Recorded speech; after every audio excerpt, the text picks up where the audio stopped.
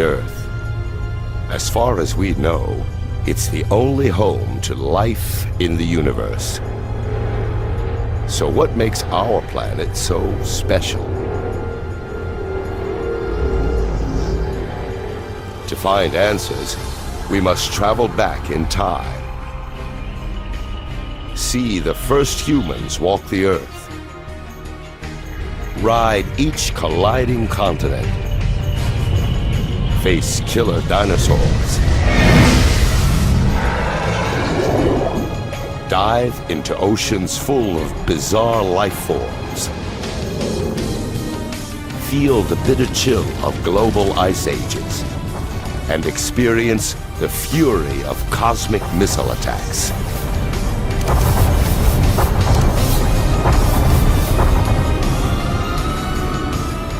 By traveling back in time, we can piece together our planet's incredible story and discover why all of this and all of us are here.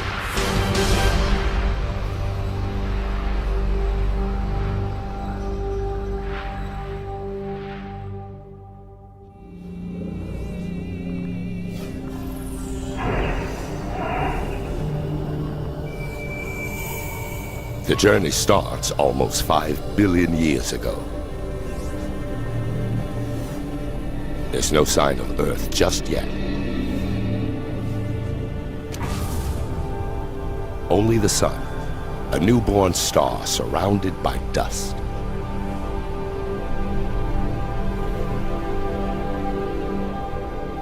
The Earth hasn't formed yet.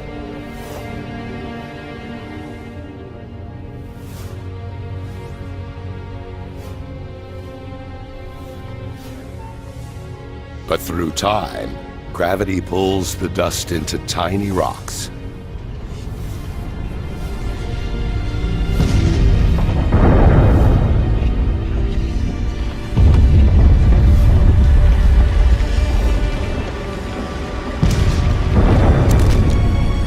To our surprise, something as complex as a planet is made from nothing more than dust and rocks. Over millions of years, gravity pulls these rocks together to form the Earth. One of at least 100 planets circling the sun.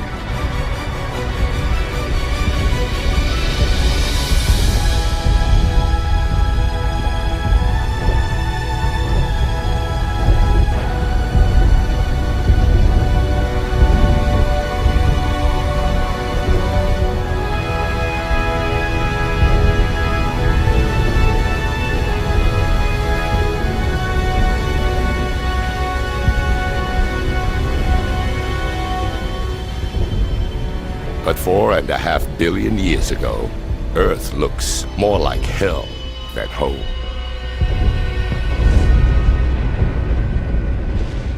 Up close, the temperature is over 2,000 degrees Fahrenheit. There's no air, just carbon dioxide, nitrogen, and water vapor. It's so hot and toxic that if we got any closer, we'd be incinerated and suffocated in seconds.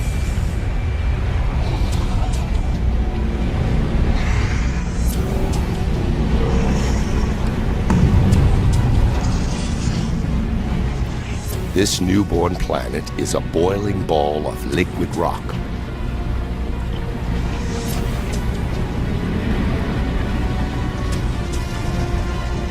An endless ocean of lava.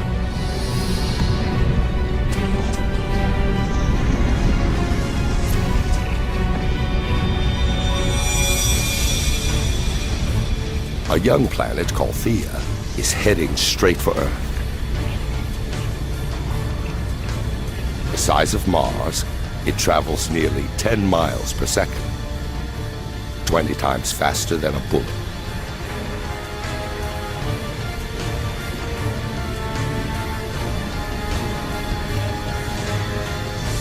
The intruder's gravity distorts the Earth's surface.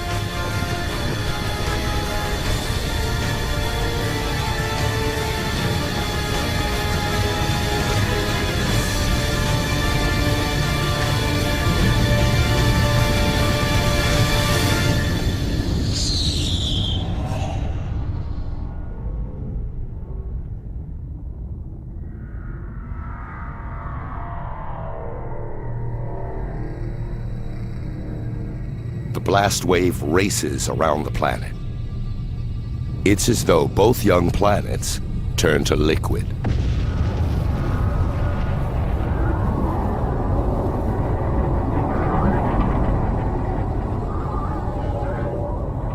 Trillions of tons of debris blast out into space.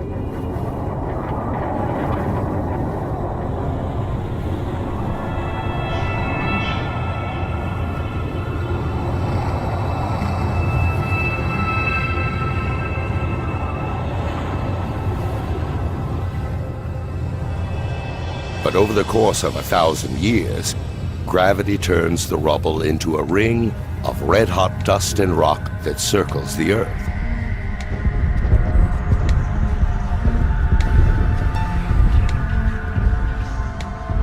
From this ring, a ball forms, over 2,000 miles wide.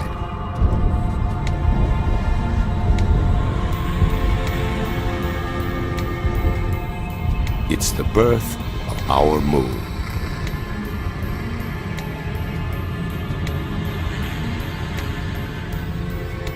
But it's much closer than the moon today.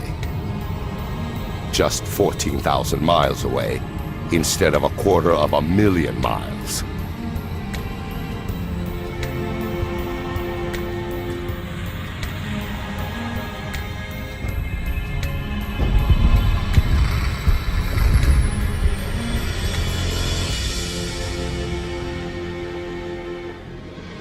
The sun rises over a cooling Earth and sets just 3 hours later. The Earth is spinning so fast that an entire day lasts 6 hours. The days may pass quickly, but the Earth changes slowly. To understand the making of our planet, we need to fast forward through millions of years.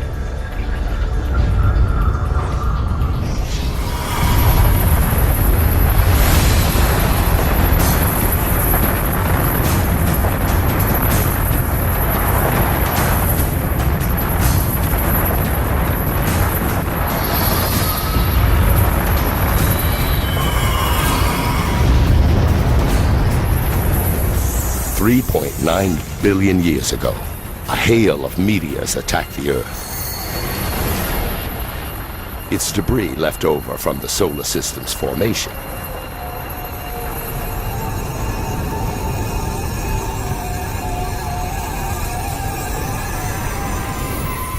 Inside the meteors are crystals that look like grains of salt. And inside the crystals are minute droplets of water.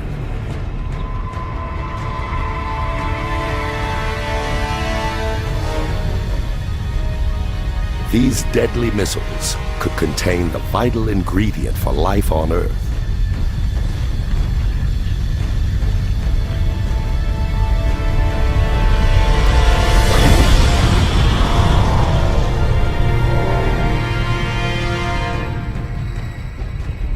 Only a small amount of water exists inside each meteorite. But as they bombard the Earth for over 20 million years, pools of water grow. The Earth's core remains molten, but its surface has cooled enough to form a crust. The air is around 170 degrees. In the future, there's a chance we could swallow this very water. Every sip, every puddle, every drop of water in every ocean is billions of years old.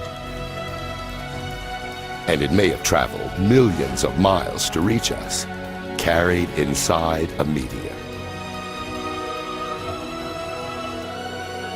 The Earth looks more familiar, but it's still a dangerous place. Winds are faster than the most destructive hurricanes today. It's a megastorm, whipped up by the planet's rapid rotation.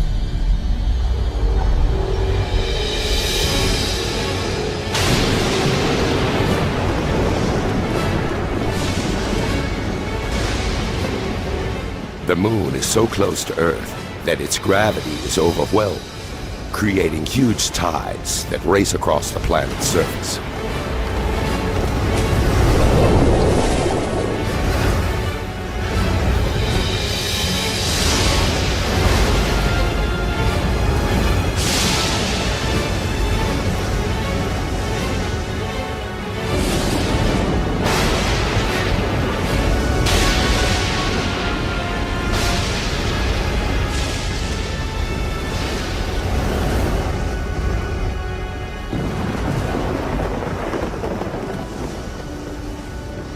But over time, the moon moves away, the waves calm down, and the planet spins slower.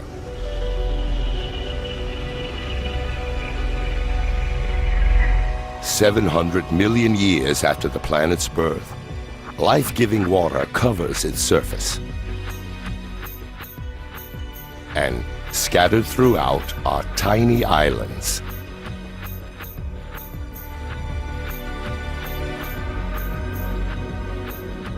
They seem to have appeared from nowhere. So how did they get here?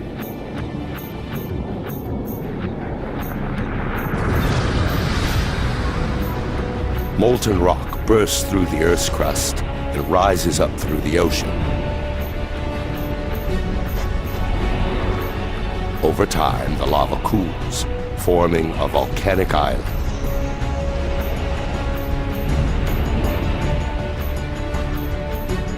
In the future, these islands will join together to form the first continents. Earth now has water and land. It's beginning to look like the planet we call home. But the atmosphere is still toxic, and the temperature is scorching. Life here is impossible.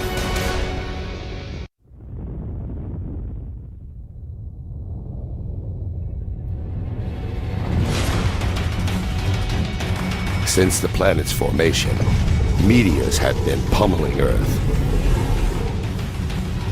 But now, 3.8 billion years ago, the assault enters a violent new phase. Some things disturb the orbits of these meteorites. In addition to water, the meteors carry something else.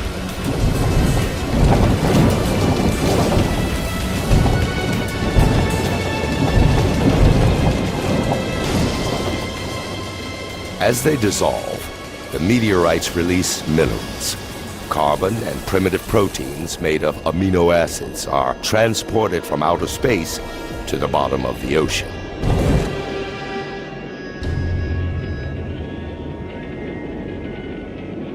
Thousands of feet below the waves, it is dark and close to freezing.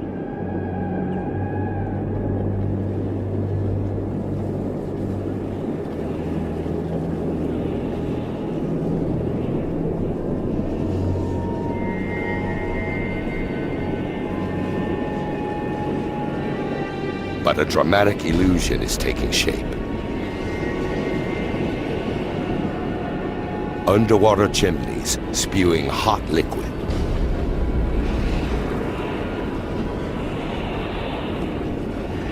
Seawater seeps down into the Earth through cracks in the crust, collecting minerals and gases along the way. This potent mixture is released back out into the ocean, building these towers.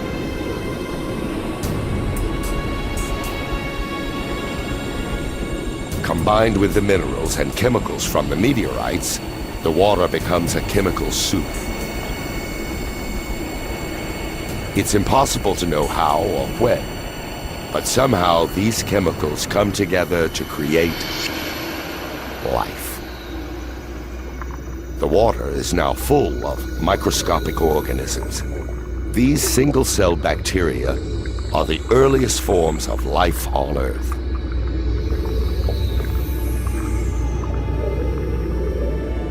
This is a defining moment in the making of the planet. microscopic life is underway.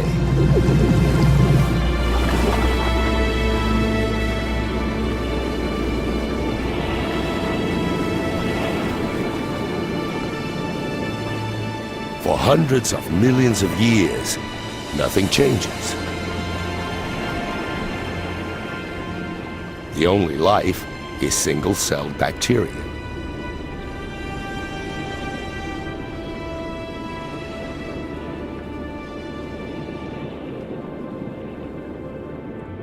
To find more complex life, we need to fast forward to 3.5 billion years ago. And a shallow ocean.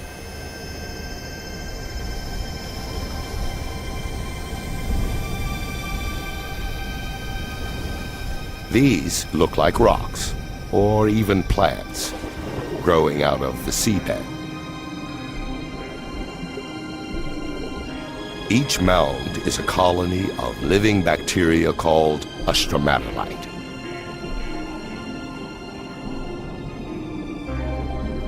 These bacteria turn sunlight into food, a process called photosynthesis. It uses the power of sunlight to transform carbon dioxide and water into glucose, a simple form of sugar.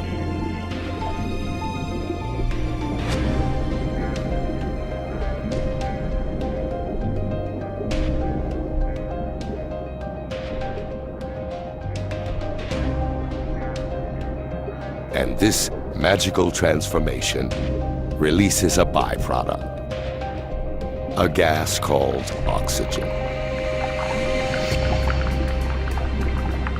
Underwater, the stromatolites slowly fill the oceans with oxygen.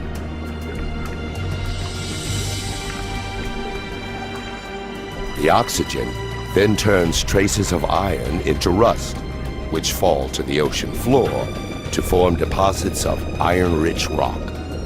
It's this mineral that will one day be used to build bridges, ships, and skyscrapers.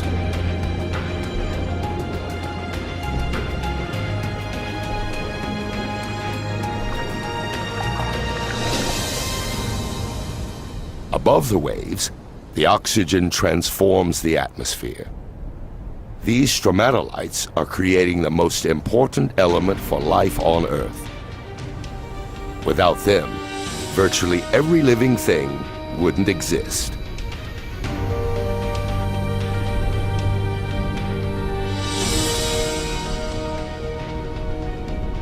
Over the next 2 billion years, oxygen levels continue to rise. And as the planet's spin slows, the days get longer, lasting at least 16 hours.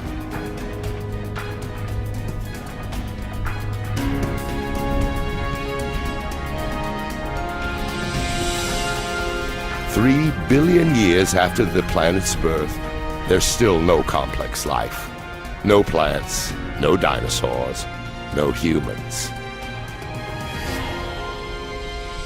But the Earth has something unlike any other planet in this solar system.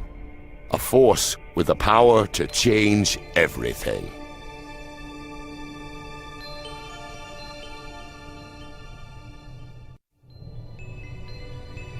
"1.5 billion years ago, the Earth is a beautiful blue ball, dotted with volcanic islands.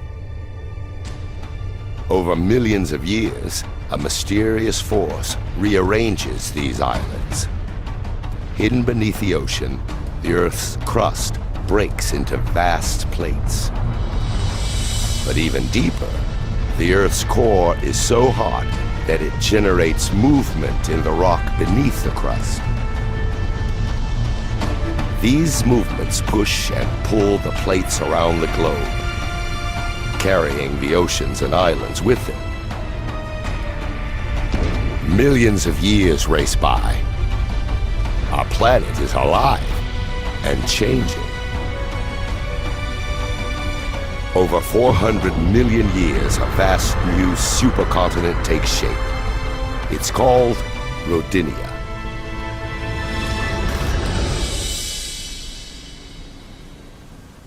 In the shallow waters surrounding Rodinia, stromatolites work their magic for more than 2 billion years, pumping oxygen into the atmosphere.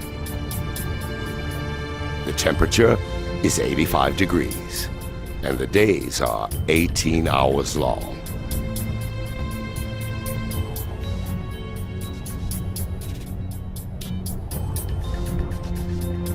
But this planet looks more like Mars than Earth.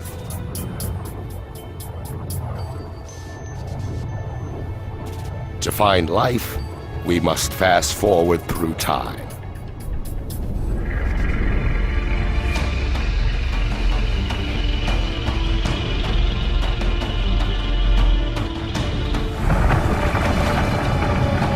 Washington State, 750 million years ago.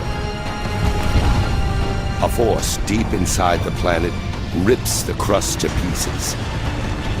It's as though the world is breaking apart. And there's only one force powerful enough to do this: heat. It escapes from the Earth's molten core, stretching and weakening the crust. Inch by inch, year by year, the great supercontinent is splitting in two.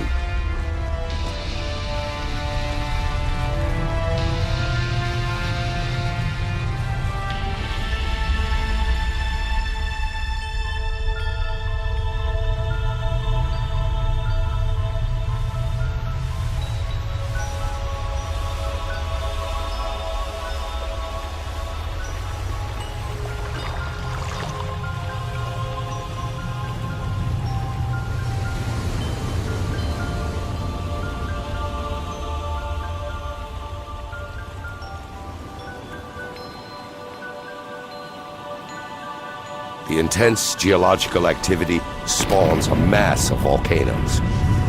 They pump carbon dioxide into the atmosphere.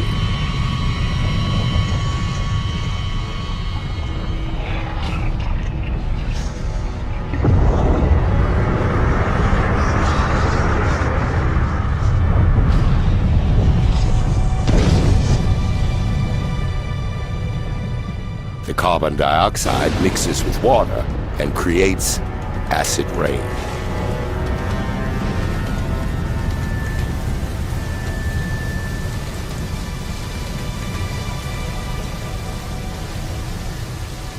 When the continent tore apart, many rocks were exposed. These rocks absorb the acid rain, including its carbon dioxide. Vast quantities of CO2 are absorbed out of the atmosphere.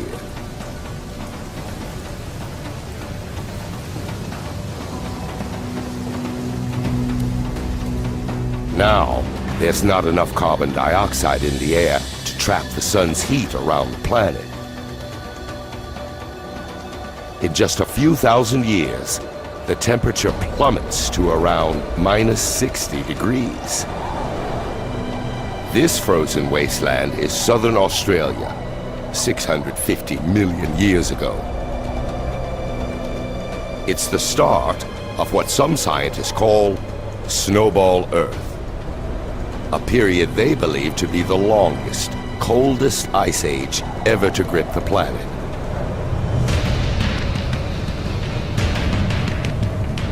A vast wall of ice looms thousands of feet high. And it's unstoppable. The more ice there is, the more sunlight it reflects away from the planet, and the faster the ice spreads. Nearby is a second ice sheet, just as high. The two sheets spread away from the poles toward each other to meet at the equator.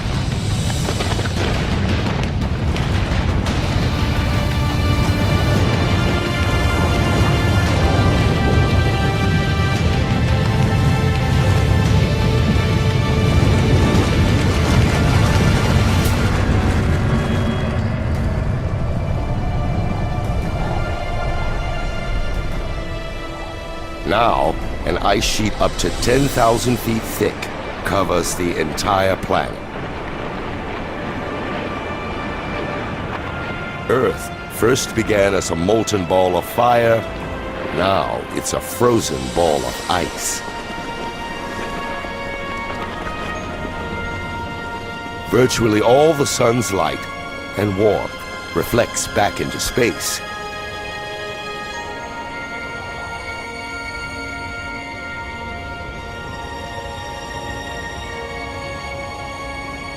And it seems as though nothing, not even the sun, can rescue the planet now.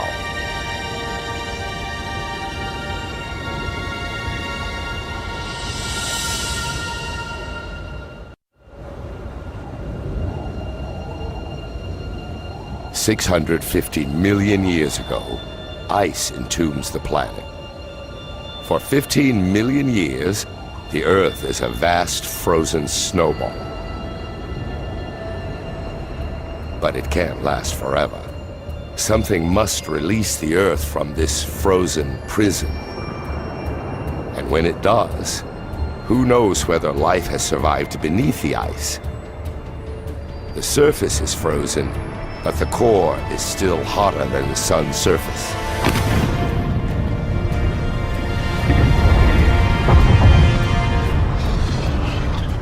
Volcanoes have been erupting since the world began to freeze. But up until now, even their heat and power made no impact on the ice. Volcanoes pump out billions of tons of carbon dioxide. Before the Big Freeze, the Earth's rocks absorbed most of the CO2. But now, with the rocks smothered in ice, there's nothing to absorb the gas, so it fills the atmosphere.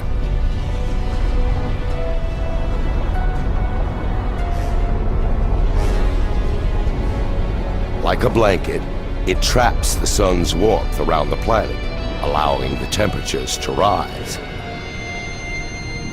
Now, after 15 million years, the ice begins to melt.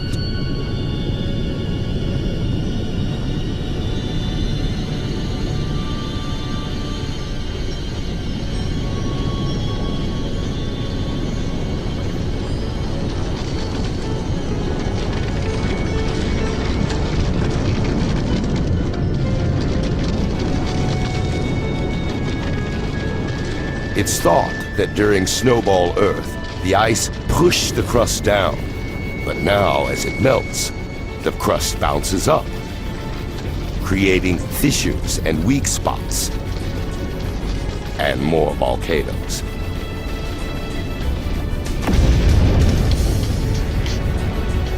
The volcanoes release more carbon dioxide and push the temperature up even higher. The melt gathers momentum,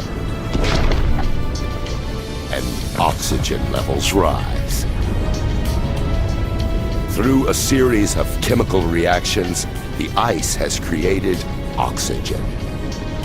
While the planet was frozen, the sun's ultraviolet rays reacted with water molecules in the ice to produce hydrogen peroxide, a chemical rich in oxygen.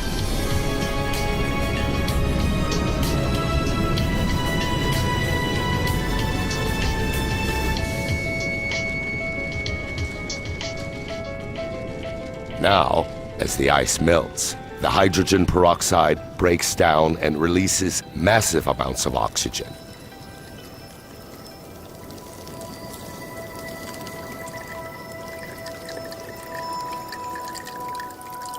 The Earth is waking up, and it's a very different place.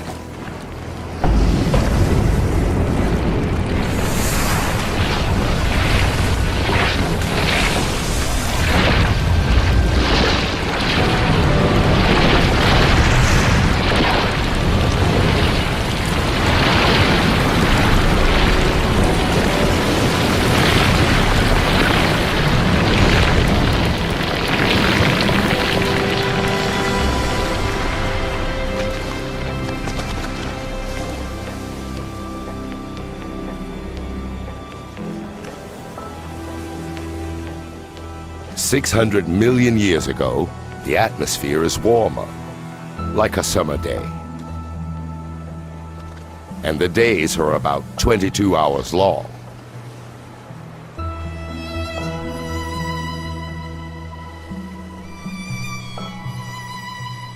Add all this water, and it's the perfect recipe for life.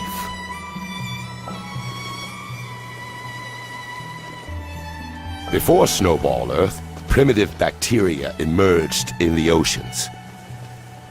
But surely they couldn't have survived an ice age 75 times longer than the entire span of human history.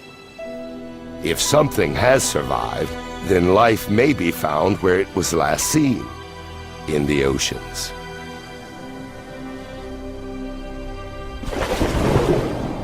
Now, 540 million years ago, in an ocean full of oxygen, those primitive bacteria have evolved.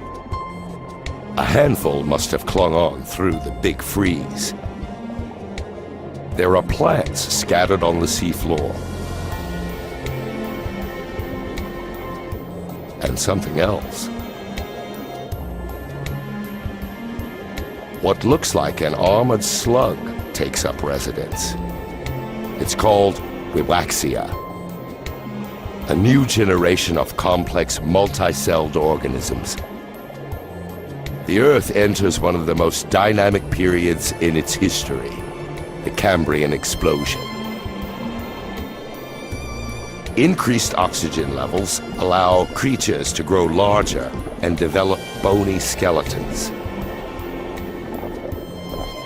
There are worms, sponges, and these trilobites, distant relatives of insects, lobsters, even scorpions.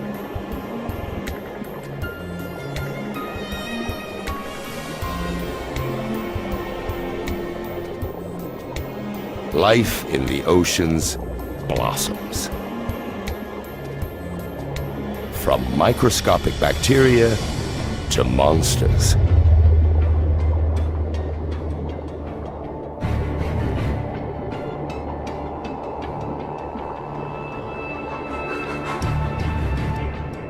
This is Anomalocaris. Nearly 2 feet long. It has large eyes, razor-sharp teeth, and grasping limbs.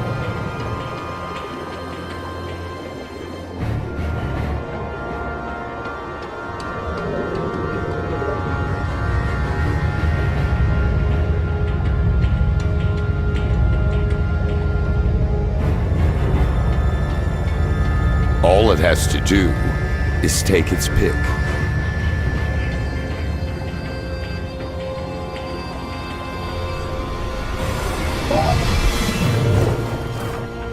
The trilobite can't right itself. Its soft belly is exposed.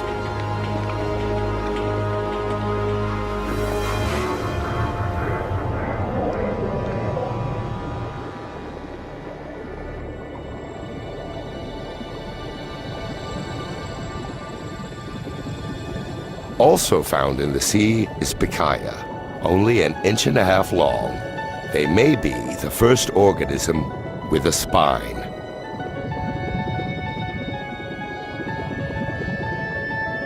Over millions of years, this simple structure will evolve into the spine that keeps us standing.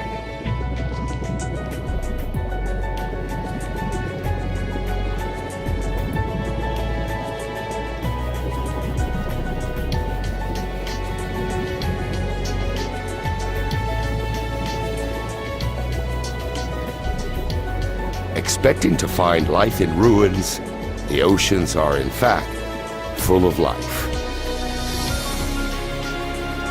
Where trilobites scavenge, monsters prowl, and where creatures begin to take on familiar forms. Beneath the waves, there are already tens of thousands of plant and animal species. The advance of life seems unstoppable.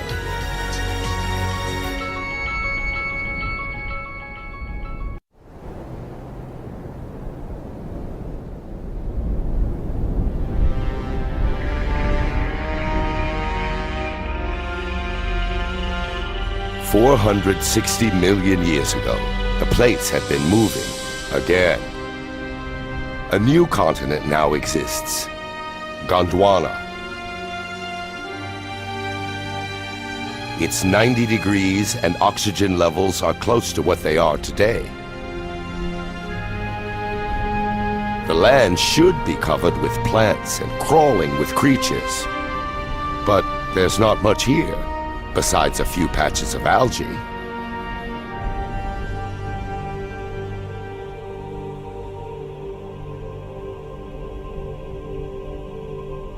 There's only one explanation.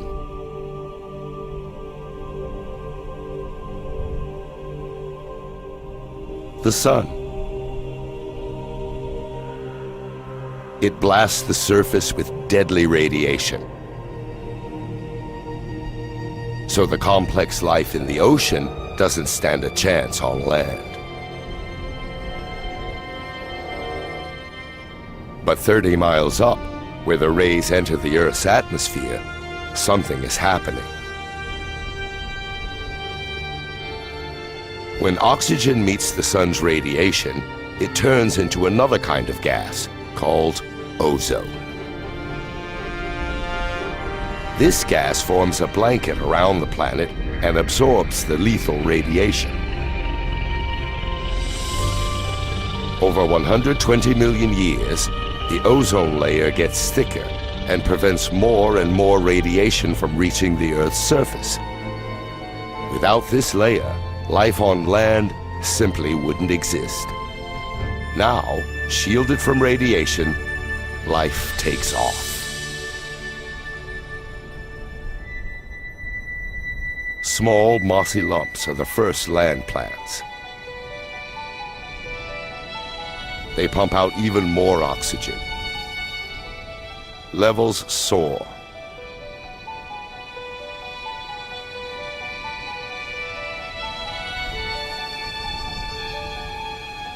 $375 million years ago, a new species lives in the water. Swimming.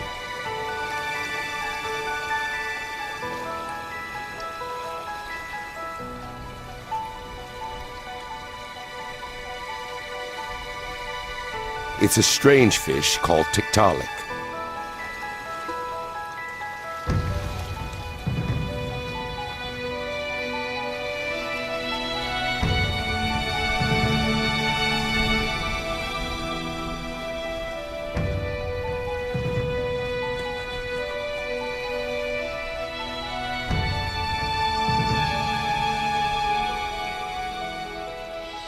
It uses its neck to raise itself up.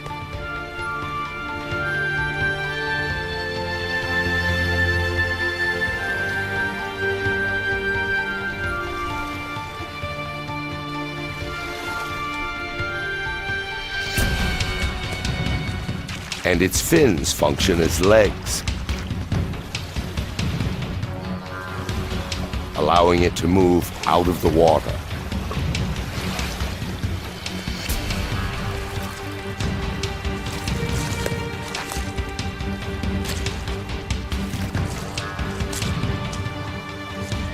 This is one of the most important moments in the making of our planet.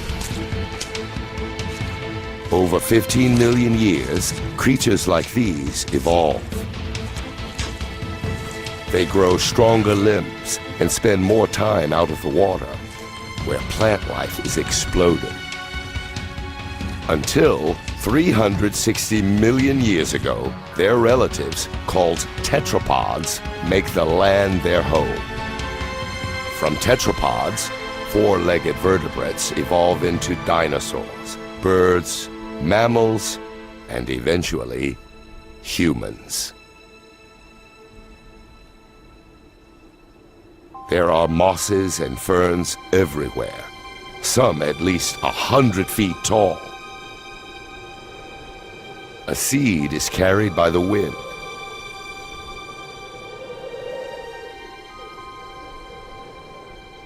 Until now, plants reproduced using spores, single-cell particles that need plenty of water to grow. But this seed is miles from water. This embryonic plant has its own food and water supply. Unlike a spore, this seed can survive far from water for months, even years.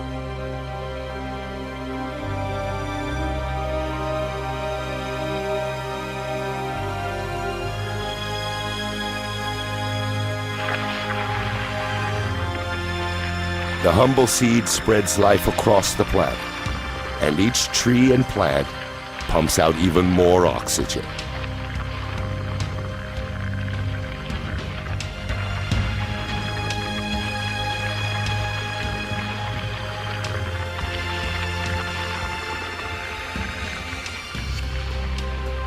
It's an environment very much like today.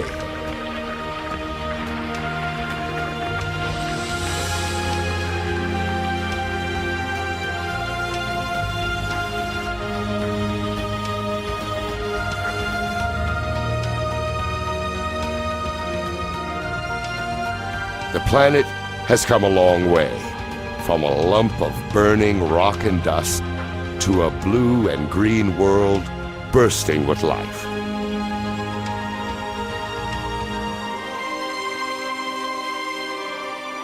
There are now fish, plants, and this.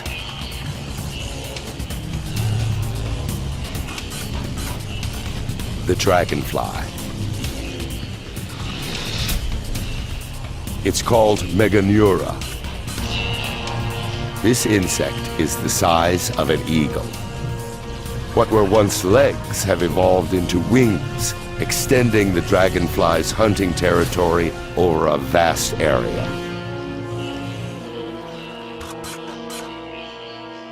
There are also millipedes and spiders down there.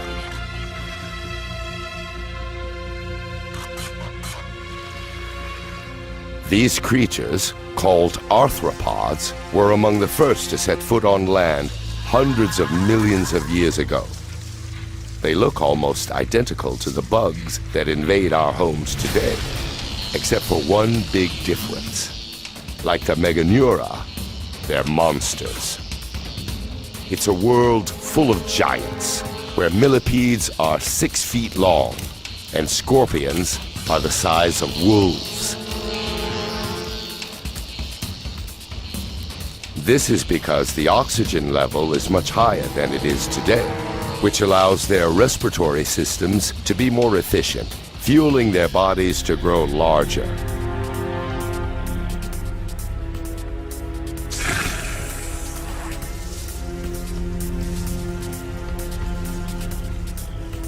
So far, animals have been laying their eggs in the water. But a lizard-like creature, called the Hylonomus, prefers land. Its eggs contain all the water and nutrients that the developing fetus needs. The babies grow in their own self-contained pond. The egg is a major evolutionary breakthrough, allowing animals to leave the water behind and conquer land.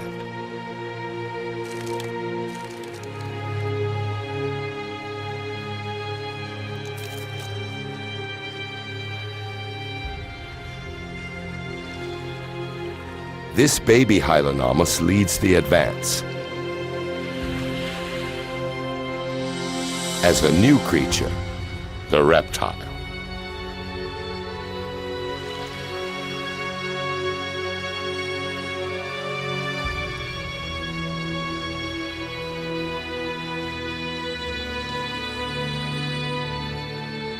Inevitably, with life comes death. Dead plant matter builds up and decays into dense, soggy layers. Over hundreds of millions of years, rocks cover these layers, and heat from the Earth's core and pressure from the overlying rocks transform these layers into seams of coal. Each lump of coal burned today is made of plants that died 300 million years ago.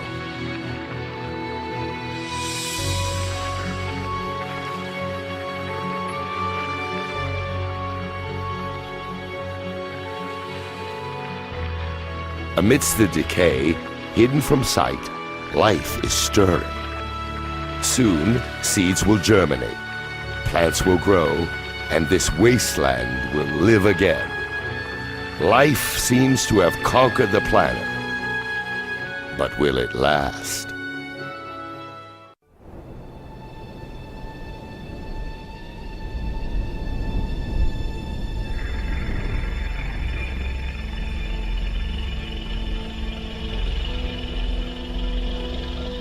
A herd of creatures graze the Siberian plains.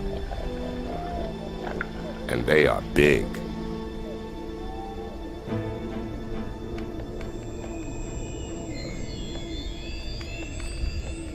Evolution takes a huge leap forward.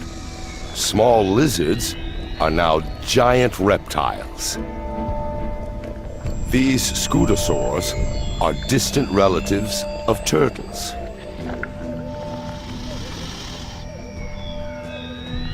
If these plant eaters look tough, the carnivores must be seriously mean.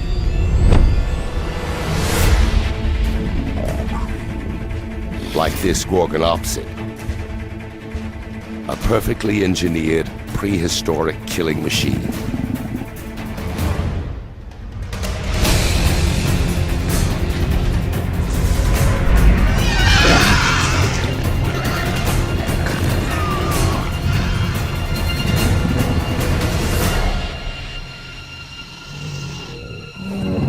The Gorgonopsid's saber teeth wound the scutosaur.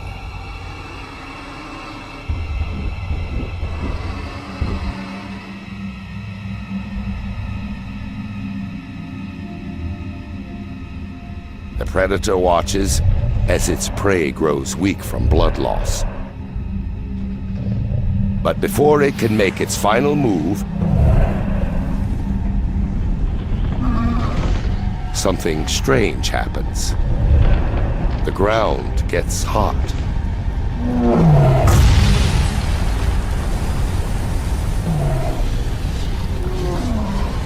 Enormous pressure builds beneath the surface, and lava spews into the air.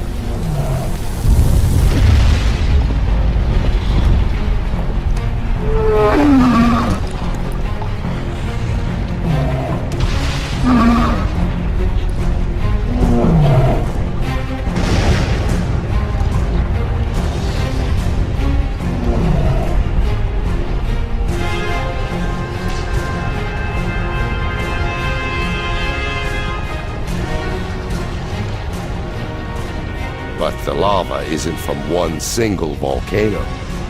The entire landscape is erupting. It's a flood basalt eruption. A massive plume of mantle rises up from deep inside the Earth and pushes molten rock out through fissures in the Earth's crust.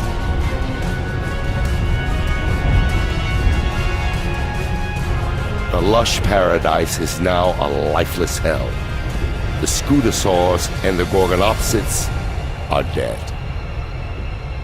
They're the first casualties in the greatest mass extinction the world has ever seen, the Permian extinction.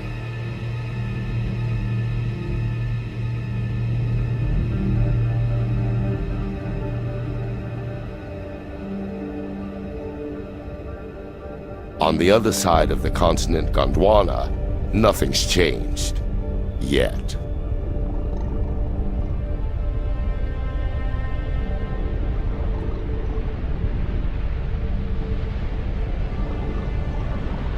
It appears to be snowing, but the temperature is about 70 degrees. It's actually ash, fallout from the eruptions some 10,000 miles away.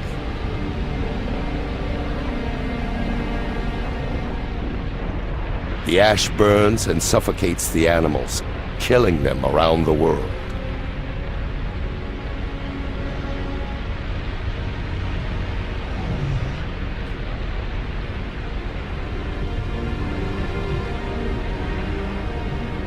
Sulfur dioxide from the eruptions fills the atmosphere.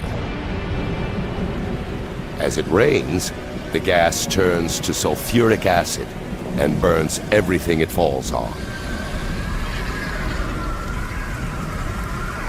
What was a local disaster has now turned global.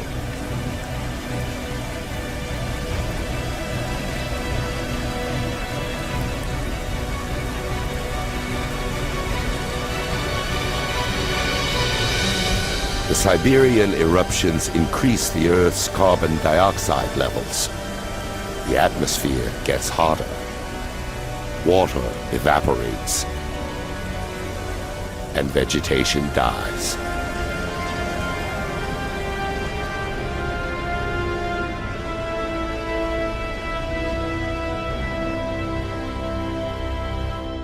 Around the world, life on land is being wiped out.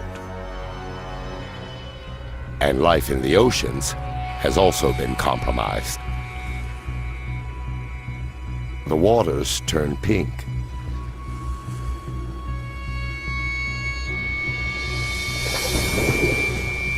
Plants, trilobites, and predators disappear.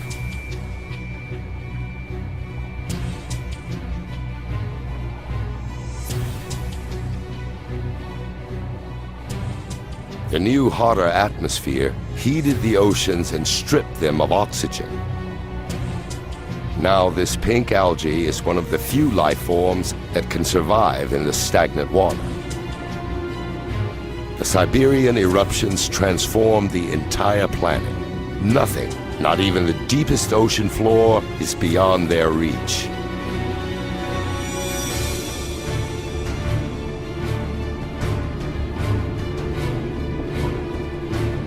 Bubbles of methane gas escape from beneath the seabed.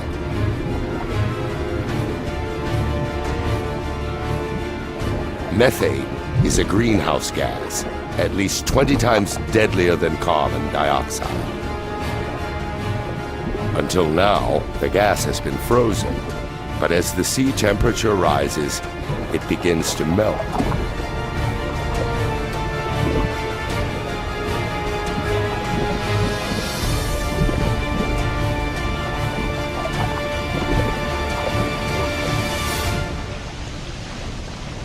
Released into the atmosphere, this powerful gas pushes up temperatures even further.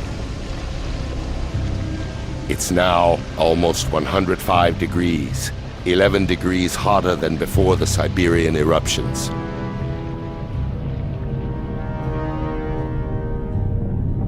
Creatures that survive the initial destruction now face a new and deadly environment.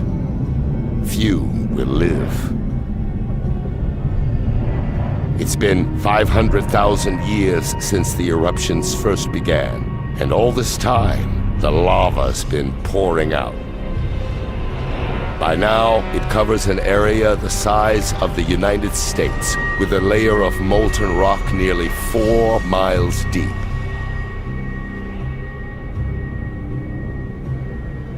"95% of the species are gone. A few survive by eating anything they can find and living in burrows underground.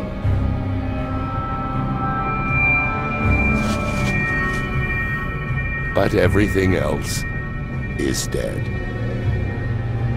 250 million years ago, the Earth reverts back to an almost lifeless planet. But that's about to change again.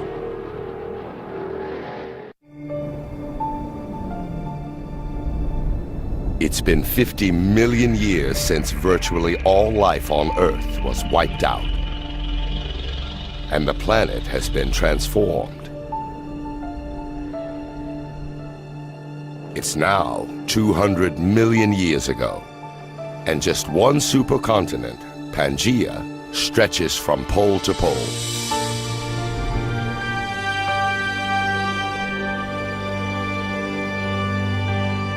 After the trauma of the mass extinction, the planet heals. Temperatures stabilize. The acid rain neutralizes and vegetation returns. With 95% of all life on Earth wiped out, the field opens for a new species to emerge. One that will dominate the planet like no other.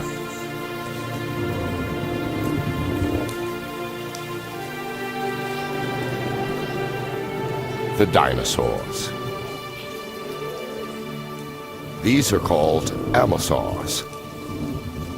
Like all dinos, they evolved from the reptiles that survived the Permian extinction. At 15 feet tall, their size makes them slow and vulnerable.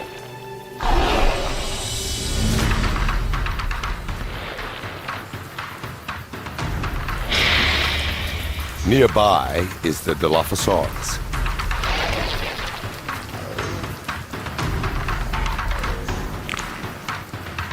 It's small and fast.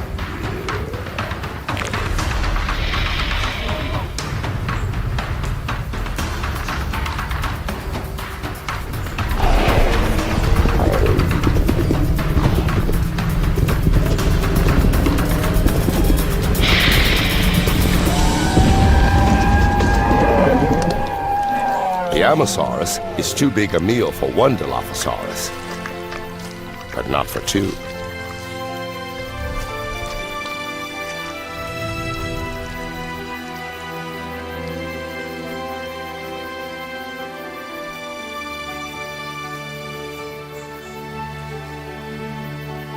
The dinosaurs have repopulated the Earth, but no species can tame this restless, volatile planet.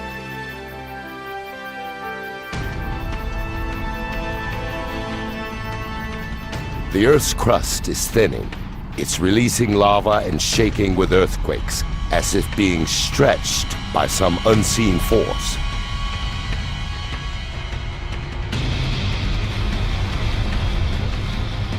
It's also happening near what will become North America's eastern seaboard.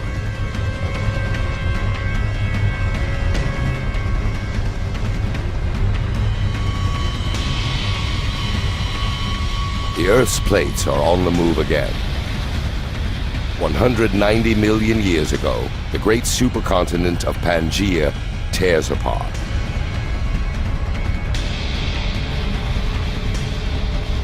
A vast slab of land breaks away, creating a chasm.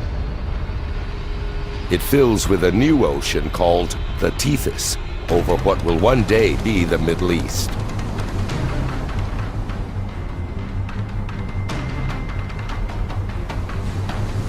Currents push nutrients up into the coastal waters. And the nutrients attract fish in the millions.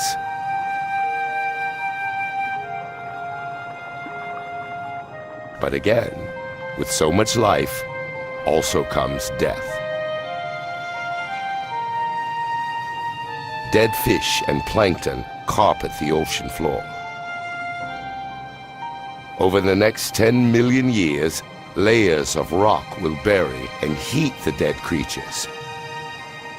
Ancient fish and plankton will become oil.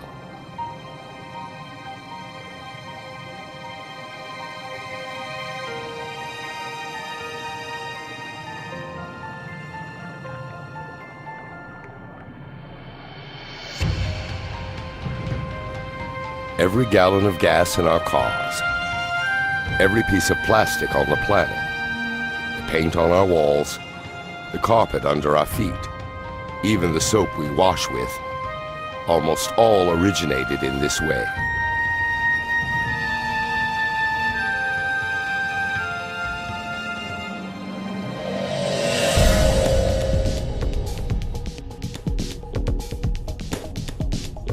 180 million years ago, the North American plate is still moving away from the European and Asian plate.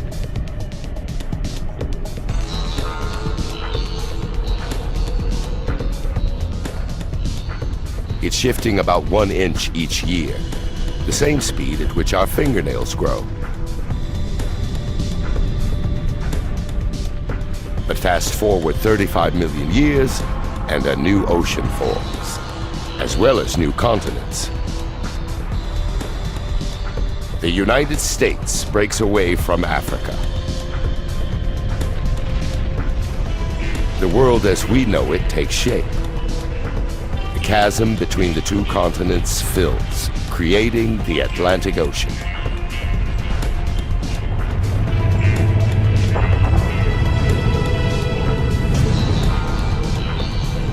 And in the middle lies a volcano.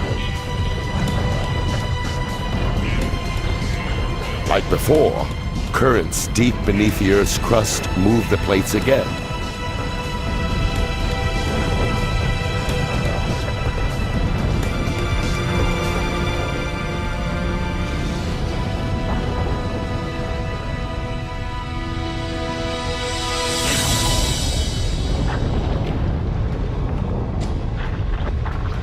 The entire seafloor tears in two and is pushed up into a ridge of mountains and volcanoes.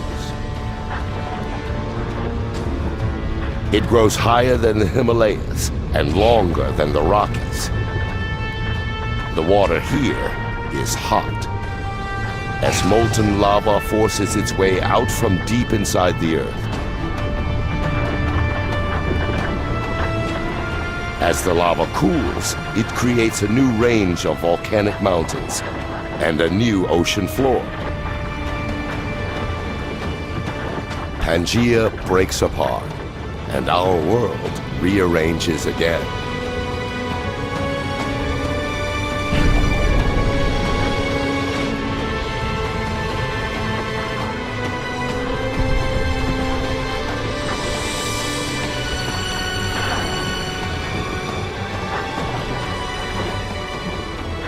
It's this geological activity that makes the Earth restless, creative, and unique. And every time the planet reinvents itself, its inhabitants adapt and evolve.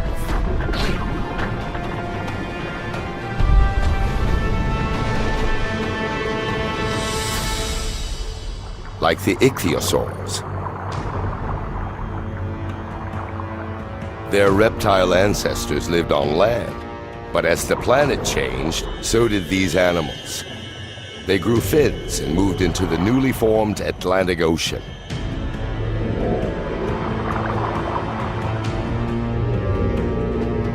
This one is 20 feet long and can travel at a quick 25 miles an hour.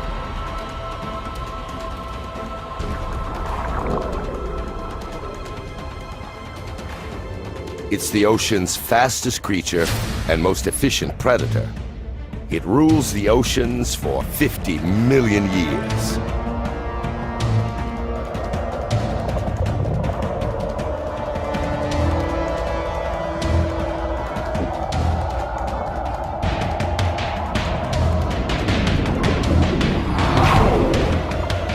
But now, there's a new contender.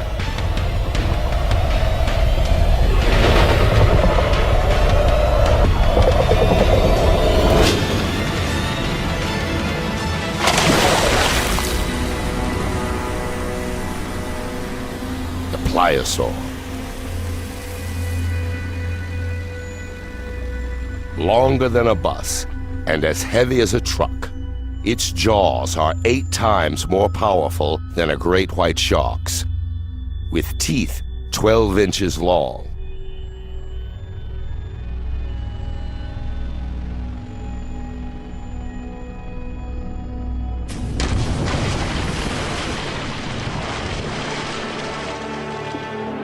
The Earth and its inhabitants have changed beyond recognition. This was once solid ground. Now it's the Atlantic Ocean. The very spot where Amosaurs grazed and Dilophosaurs stalk their prey. The dinosaurs' world may be different, but they're as dominant as ever. They appear invincible.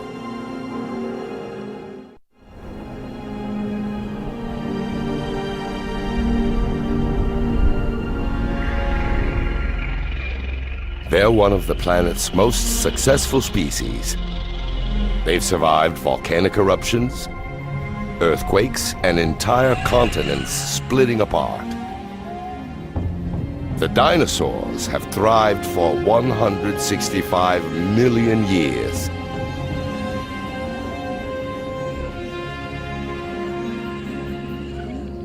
A number of mammals have also survived, like this shrew-like animal.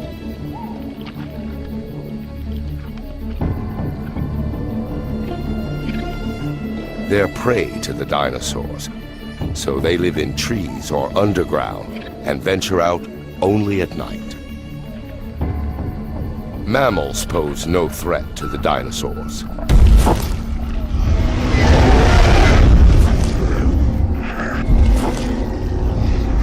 Nothing on Earth can challenge their dominance.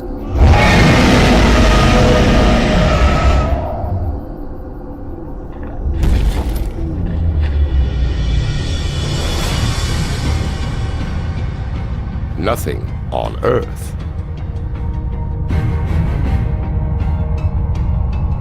A large piece of space rock heads toward Earth.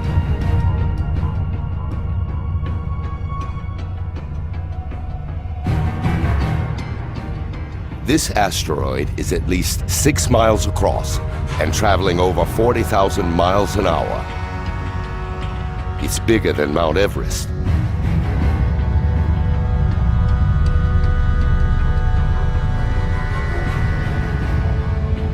And heads straight for the Gulf of Mexico.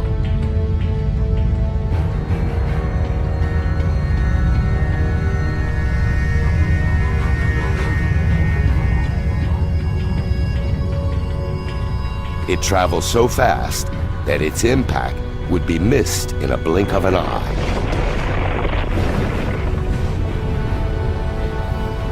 A split second changes the world forever.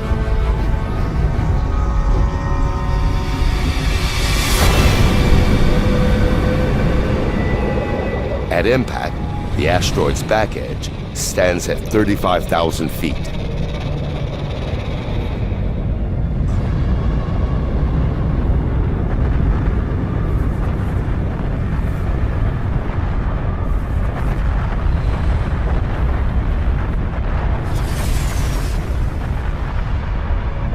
It strikes with such immense force that it destroys everything it hits.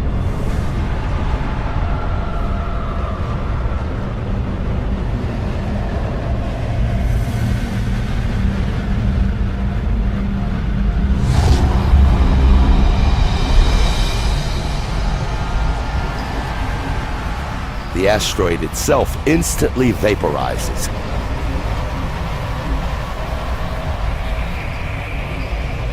Unleashing the energy of millions of nuclear weapons.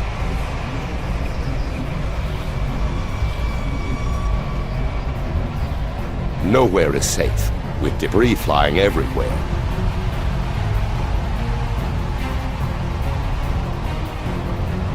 Debris as big as entire city blocks circle the Earth.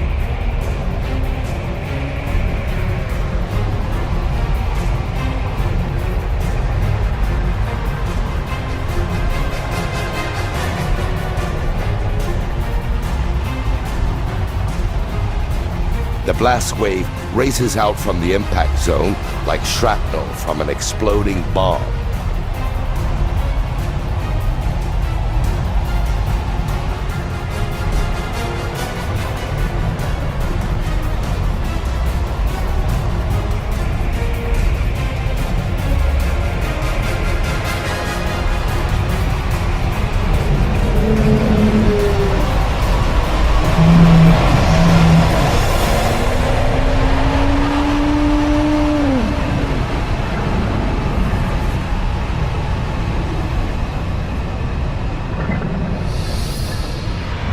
minutes after impact, hundreds of miles from where the asteroid struck, the Earth is under attack.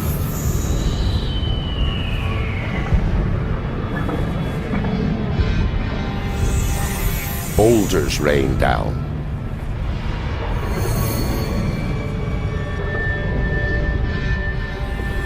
Earthquakes shake the ground.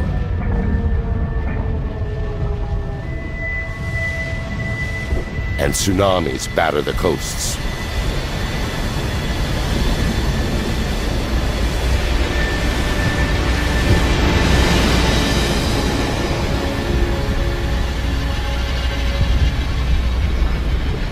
But the onslaught has only just begun. The plume of molten rock and dust spreads out and engulfs the planet. The entire sky acts like a giant lamp.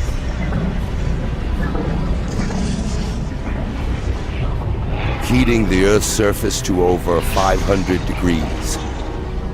Vegetation spontaneously ignites.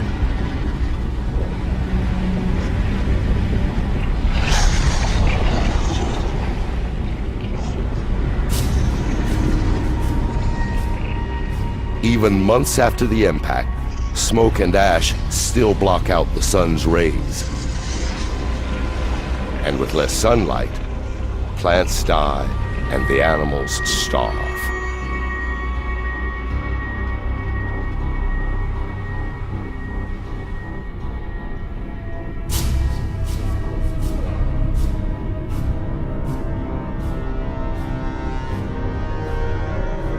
"65 million years ago, the impact has blasted, stoned, and burnt the dinosaurs.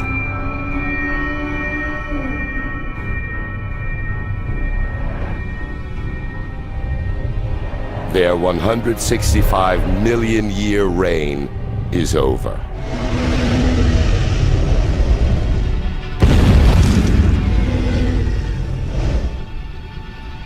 But the dinosaurs' demise brings opportunity for another species. A mammal. By living underground, mammals have avoided the heat and fires. And by eating anything, they thrive while more selective eaters die.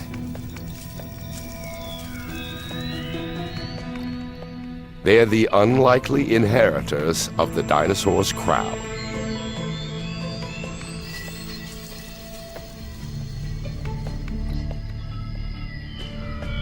And as one story ends, another begins. With the dinosaurs out of the way, our ancestors may now have a chance at life.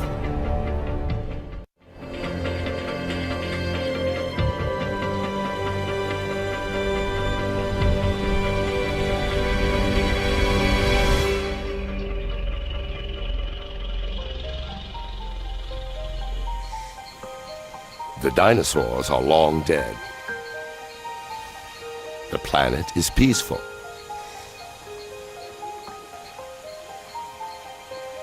In this new world, our mammal ancestors are evolving.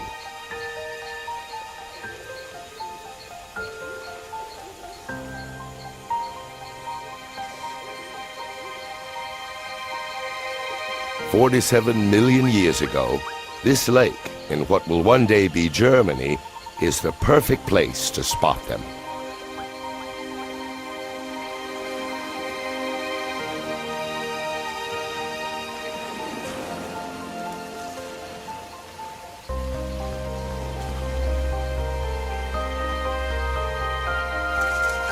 Unlike earlier mammals, its eyes and brain are bigger. This is Darwinius massilae, or Ida. She looks nothing like humans, but fossil evidence today indicates that these creatures might evolve into monkeys, apes, and eventually humans. Looking back through 47 million years of evolution might reveal one of our earliest known ancestors. The lake sits on a volcanic crater. It belches out noxious gas that eventually kills Ida.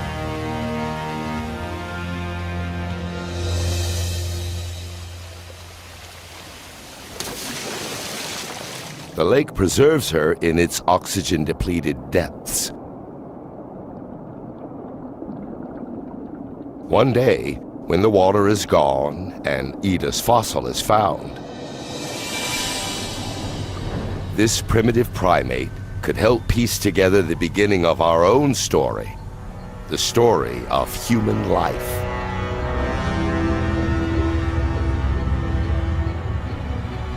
We're closer to understanding how everything we've seen, from ocean bacteria through walking fish and subterranean rodents, leads to us. And to understanding how our planet was made. 47 million years ago, the atmosphere is much like today.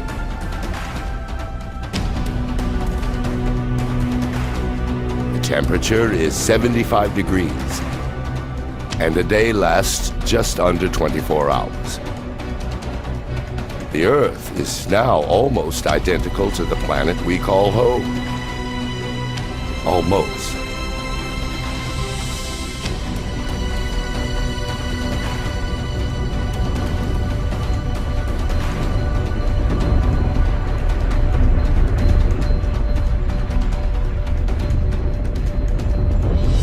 The Earth's plates are on the move again.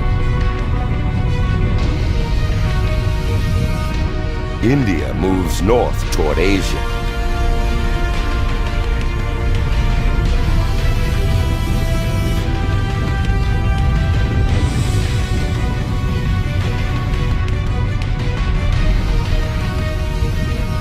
The Indian and Asian plates are locked in a titanic struggle.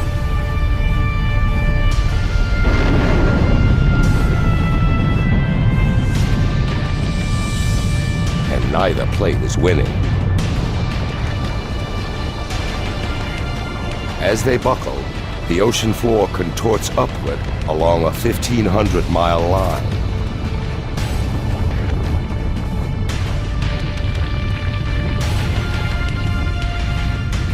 A vast mountain range rises up over 27,000 feet.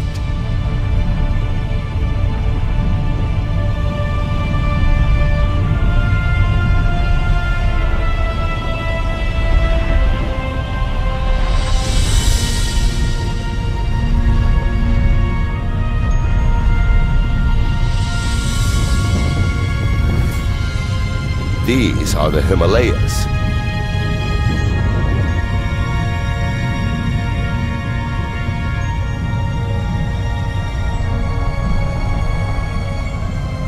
And the highest mountain of all, Mount Everest.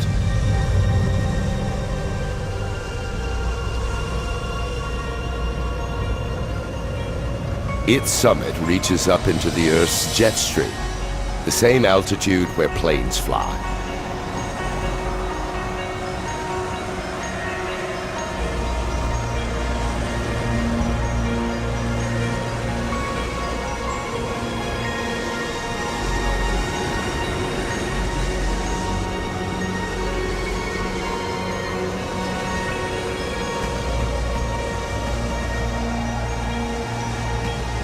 When the snow on the peaks melts, it feeds rivers like the Ganges, Indus, Yellow, and Yangtze.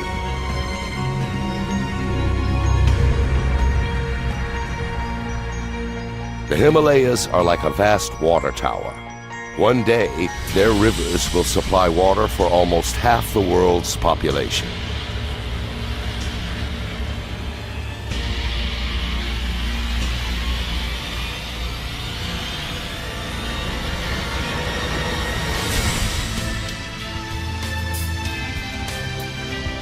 "20 million years ago, this is our planet. with every continent and every ocean as we know it.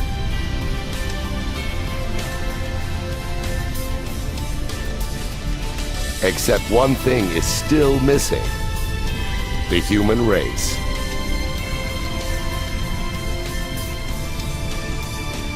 And for humans to evolve, something needs to change.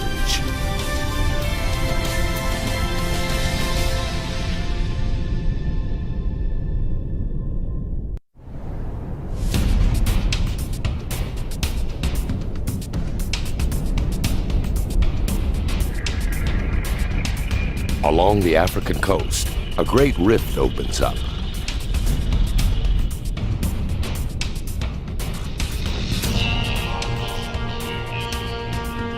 It stretches nearly 4,000 miles.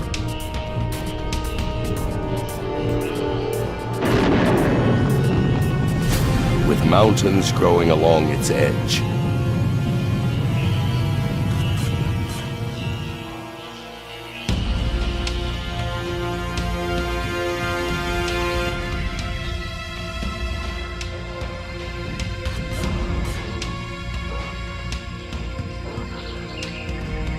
This ape-like creature may stay in these trees forever, but its world is changing. The growing mountains act like a wall, prohibiting moisture from the Indian Ocean from passing over the land. It's getting hotter and drier. The lush rainforest becomes an arid savanna. The new, hotter climate changes the creatures' habitat, forcing them to search further for food. Soon, they stop dragging their knuckles like apes and begin to stand and walk on 2 feet. It's the most important step in the human story.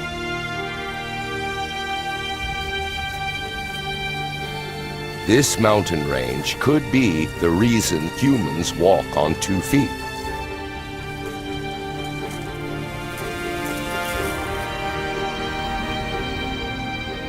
The random movement of 2 plates may have kick-started a chain of events that leads to the first humans.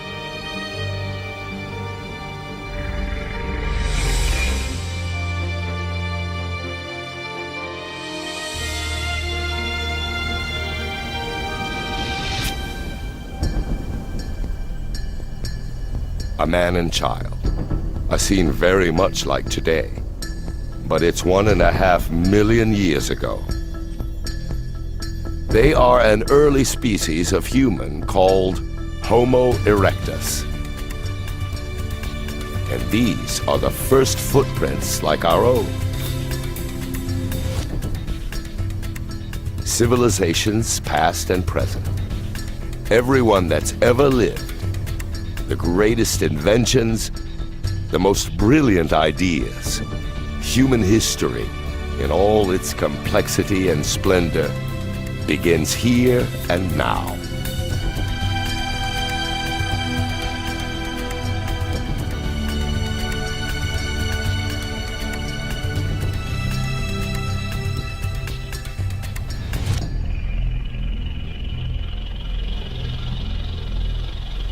The climate changes again. 70,000 years ago, sea levels fall, and the gap between Africa and Arabia shrinks to just 8 miles.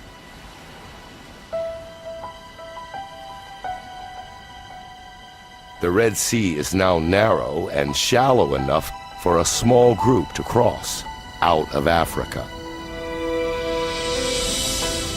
They're another later species of human called Homo sapiens.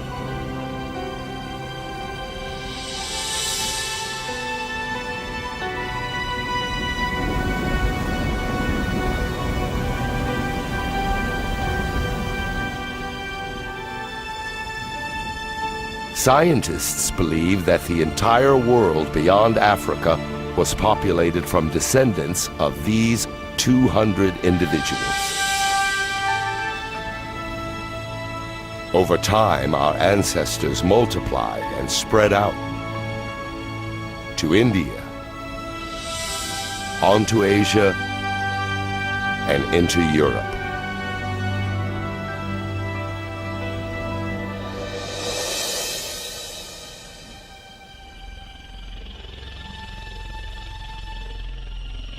But while humans head north, a giant wall of ice travels south.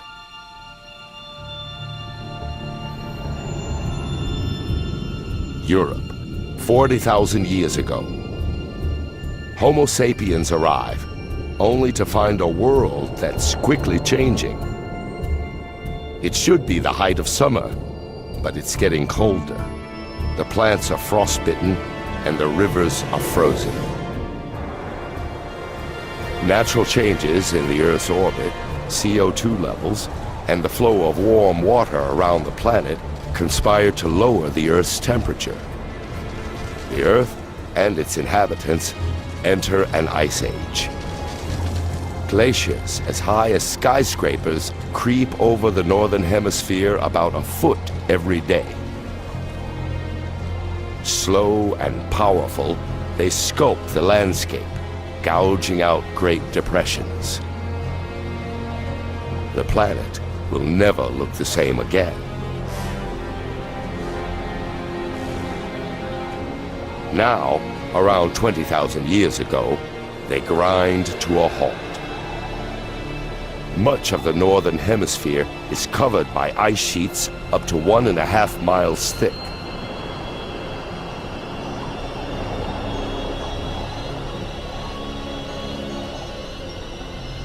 With trillions of gallons of water locked up as ice, sea levels fall. A strip of land emerges from the ocean between Siberia and Alaska.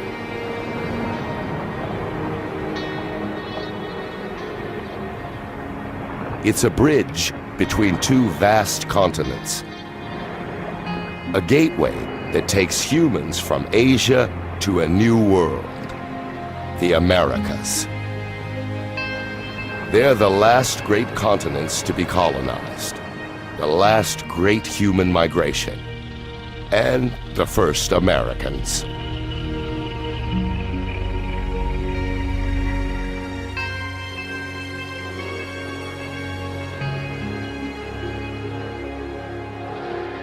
Now, 14,000 years ago, the changes that triggered the Ice Age reverse. As the ice retreats, it reveals a very different northern hemisphere. The huge depressions that the glaciers create fill with water to become North America's Great Lakes.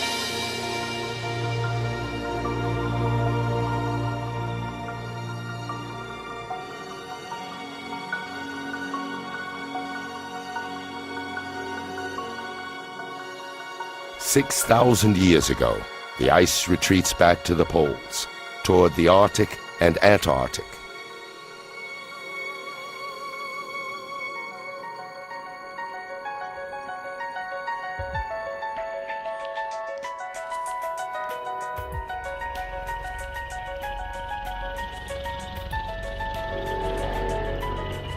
After a 4.5 billion year journey, we're finally home.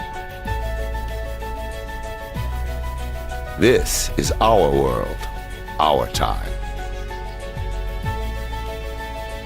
The planet's incredible story helps us understand how and why everything around us is here today.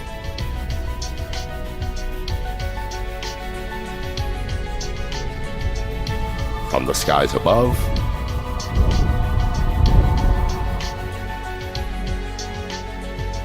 to water, the essential ingredient for life, to the ground beneath our feet,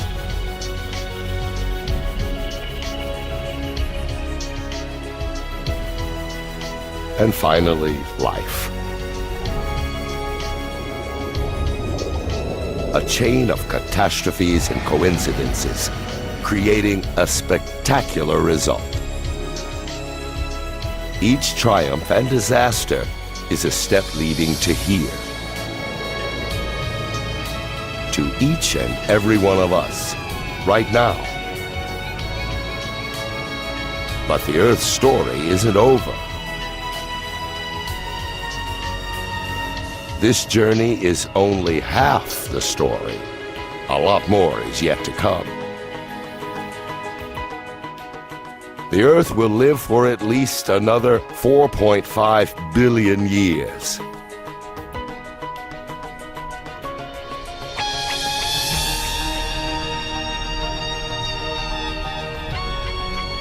More wonders, more terrors, and more strange creatures lie ahead for our restless and creative planet.